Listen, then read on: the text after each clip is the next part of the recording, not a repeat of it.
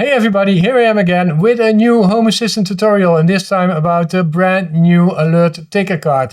It's so cool. Now it's very easy to add alerts to your dashboard, and I'm going to show you how to install it, how to configure it, and how to use it.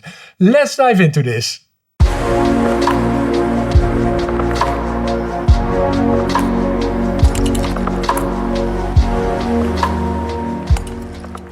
So, how to install this? Well, you have to install HACS in your system, and I presume you already have that. If not, install it. I've got a video about it. So there is a repository here from DJ Devil, and that is the alert ticker card repository. And this is where the alert ticker card codes comes from. And first we go to HACS to install that. To install it, you have to add a custom repository to HACS. So copy this URL over here. And now we go to Home Assistant. Then we go to HACS. And in HACS you have this option in the three dots in the upper right corner. And the option is Custom Repositories. There you paste this repository. Choose for type, dashboard, click add, and it will be added. I've already got it added, so I don't have to do this again. After it's been added, you should find somewhere the alert ticker card here. Okay, so if it's there, you can add it in HACS. For that, search for the alert ticker card here. I already searched for alert, and you'll probably find it. Click on it. I've already got it installed, but in your case there should be a download or install button here. Install it and you're fine. So then it's installed. After that, reboot Home Assistant, flush your cache, and then it should come up. In my case it took some time before I saw it, but it was there eventually. Now we're going to add it to our dashboard. I already prepared some things here, but I will show you anyway. So let's go to a new dashboard. In my case, I'm going to tutorial, and I already added it over here, but I'll show you anyway how you can add it. So if we add a new card, then you can search for alert ticker card, and it should come up here. But in some cases, it takes a while. I'm not sure why that is, but in my case, it took a while before it appeared here. Click it. And then you can start configuring it.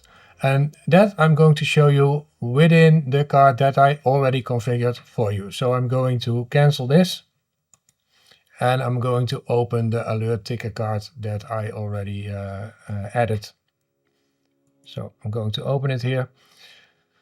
So first you see two tabs here. You see a tab General and a tab Alerts. We start with the tab General.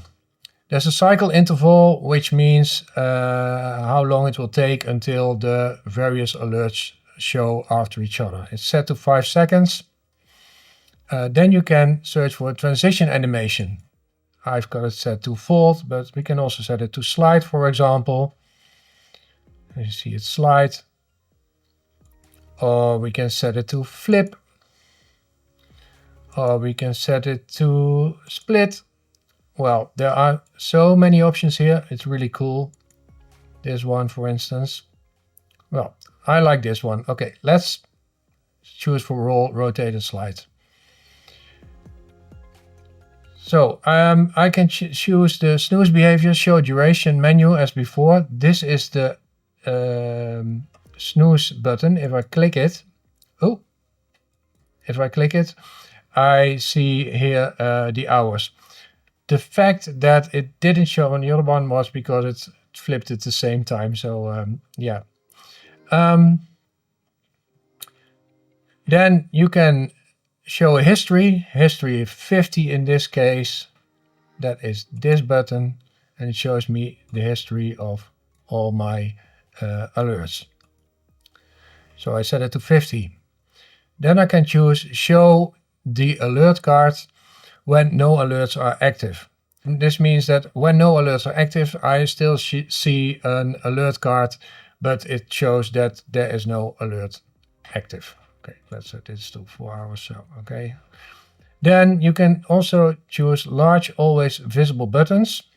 If I choose this, then the buttons for history and for snoozing are constantly visible. And I can say show snooze reactivation bar. I've got it set standard to on. So these are the general settings, but now the fun starts. Now we're going to add alerts. And the fun of this is that you now have one card with all your alerts in it. In the past, you had to create separate cards for each alert and then choose when that card was visible. But now you can do it in one card, and it looks much more fancy than with the standard card of Home Assistant, for instance, a tile card. Let's go to alerts. And as you can see, I already created 11 alerts. Now, first of all, I'm going to enable test mode over here. That means that I can see all the alerts and I can test all the alerts. So for instance, if I click on the first alert, you see what happens here. If I click on the second alert and the third alert, etc., etc. But I'm going to show you now how such an alert works. For instance, let's take this one, the alert, there's mail in your letterbox. It's an alert that shows as soon as a mail arrived in my letterbox. I also got a video about sending an alert when there's a letter in your letterbox. It is like 4 years old, but it still works. So let's open this one. And here are the settings for this alert. First of all, a theme. I can choose a theme. I can choose what theme I want to show. I can say, is it critical? Is it a warning? Is it info? Or is it all clear or style? So for this one, I've chosen info, but I can also say notification. Well, that doesn't do much because it is also in the, where is it, information category. But if I set it to alarm, then it will show red and it will flash in this case. I can also do fire. And then you see that it wiggles a bit and it looks like it's on fire. But I'm going to say here now info. I think that's nice for my mail in my letterbox. Then I can choose, for instance, I can create an entity filter. If I want to have an alert that alerts on multiple entities, I can use a filter. For instance, if a light turns on or off or whatever alert you want to have, then you can do something. Oh, well, here's a nice example for a battery level. Then you can, for instance, say sensor dot, let's copy this, and paste this, sensor dot battery underscore star underscore level. That means that it will show an alert as soon as one of your batteries in your house are below a certain threshold. But I'm not going to do that here. It's nice that can be done. I have chosen an entity. I have an entity mail arrived, which is a Boolean entity and a Boolean helper entity. And I can also choose an attribute if I want within that entity. But I'm not doing that here. And I'm going to say the condition should be equal to on. So as soon as my mail arrived Boolean is on, then I show this alert. I can add some extra logic, so I can also say and something else, for instance, it's daytime or something like that. I can add conditions here and add extra conditions just like this condition here, but I'm going to delete it here. Then I have a message. In this case, I have a simple message. There's mail in your letterbox. I can choose a Home Assistant icon, or I can use a standard icon, but I'm going to choose a Home Assistant icon, and I've chosen MDI mailbox. You can choose a lot of material design icons here. In my case, it's MDI mailbox. I can say show badge, and show badge is this thing. It now says it's information. I don't want it here, so I don't want information here. I can also add another label, for instance. What is it? Look out. Oh, look out. And then it shows look out over here. But I'm not going to do that. Then I can add a second secondary value entity. Let's choose, well, it doesn't really matter what kind of entity I choose. Maybe, well, something that works. Let me just get one, this one. So now you see a secondary entity here. So it's possible I don't use it here, so I'm going to delete it again. I can also add a secondary text. Open your mailbox, for instance. So then you get this. Okay, let's leave it as this. Then the snooze duration for this alert. I'm going to say use global setting, but you can also say I want to show the duration menu or I want the default duration. I use the global setting.